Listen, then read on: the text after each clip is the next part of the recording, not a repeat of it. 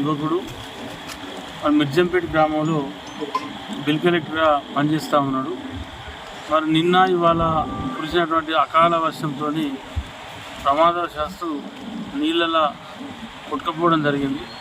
మరి దానికి సంబంధించి ఇక్కడటువంటి స్థానిక ఆర్డీఓ, అదేవిధంగా సిఐ గారు, ఎస్ఐ గారు, ఎంపీఓ గారు, మా లోకల్ నాయకులు సారే గౌడ్ గారు, లంక సదయ్య గారు, మా సర్పంచ్ సదయ్య గారు, తాడిపల్లి సతీష్ గారు అందరం కూడా మరి ఇక్కడ రావడం జరిగింది.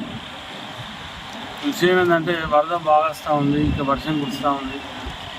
సాధ్యమైనంత వరకు 2 గంటల నుంచి వెళ్ళి అన్ని విధాల ప్రయత్నం చేసినప్పుడు కూడా మన వరద ఎక్కువ ఉండడంతో చుట్టూ నీళ్ళు ఎక్కువై మరి డెడ్ బాడీ ఎక్కడ ఉందో దొరకనటువంటి పరిస్థితి ఉంది. మరి వాతావరణం కూడా పూర్తి చీకటైంది. మరి దీనికి సంబంధించి అన్ని విధాలుగా ప్రయత్నం చేస్తూ ఉన్నాం. మరి ఆర్డీఓ గారు కానీ, ఎంపీఓ గారు కానీ, సిఐ గారు కానీ, ఎస్ఐ గారు కానీ మరి ఇక్కడే ఉండి, తహసీల్దార్ గారు కూడా ఇక్కడే ఉండి మరి అన్ని రకాల ప్రయత్నాలు జరుగుతూ ఉన్నాయి. తప్పకుండా మరి చనిపోయినటువంటి ఒక యువకుడు మరి అతనికి ఈత రాదని చెప్పి తెలిసింది. ఇక్కడ మరి కేవలం ఏంటంటే మోటార్ సైకిళ్ళు మీదికి తీసుకుని తాడుతో ప్రయత్నం ఇక్కడ ఉన్నటువంటి పక్కనే మల్యాల నుంచి మన లంకసరి కానీ మిగతా యువకులు వచ్చి కాపాడే ప్రయత్నం చేసిండు.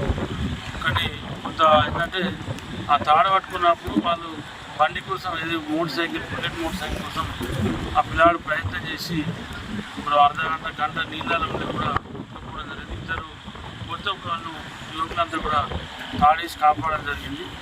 మరి పవన్ అనేటువంటి యువకుడు ఈత రాకపోవడం మరి ఏదైనా కూడా ఇది దురదృష్టకరమైన సంఘటన. మళ్ళీ ఇదే కాకుండా నియోజకవర్గ వ్యాప్తంగా కూడా మరి ప్రజలందరూ కూడా అప్రమత్తంగా ఉండాలి. అధికార యంత్రాంగం కూడా ఎక్కడికక్కడే మరి అప్రమత్తంగా ఉండి ఎప్పటికప్పుడు పర్యవేక్షించుకుంటూ ఉండాలని చెప్పి కోరడం జరుగుతూ ఉంది. వారితో పాటు మా కాంగ్రెస్ పార్టీ నాయకత్వం, కార్యకర్తలు ప్రతి గ్రామంలో కూడా అలర్ట్గా ఉండి మరి ఇవాళ రేపు 2 రోజులు వర్షాలు నట్టినాయి.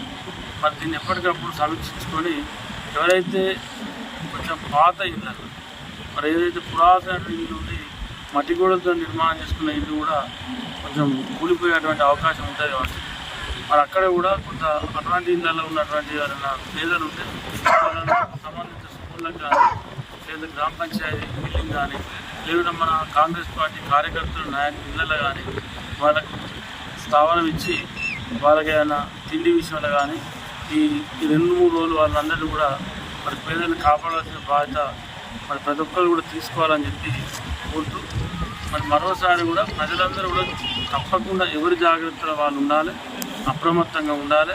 మీకేమైనా డౌట్ ఉన్నా, ఏదైనా మీకు లోకల్గా ప్రాబ్లం అనిపించినా, ఇక్కడ వరదలు వచ్చినా కూడా బయటికి వర్షాలు ఉంటే బయటికి వెళ్ళకుండా వరదల రోడ్డు దాటే ప్రయత్నము లేదా కల్వర్టు దాటే ప్రయత్నం చేయొద్దు అని చెప్పి ఈ సందర్భంగా కోరుతా ఉన్నాం.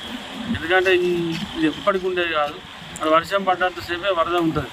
ఒక 4 గంటల నుంచి 6 గంటలు కొంత విరామం ఇస్తే తగ్గేటువంటి అవకాశం ఉంటుంది. కాబట్టి ఆ 4-5 గంటలు కూడా అవసరమైతే ఎక్కడో ఒక దగ్గర ఉండి ఎవరికి వాళ్ళు కాపాడుకునేటువంటి ప్రయత్నం చేయాలని చెప్పి కోరుతాం.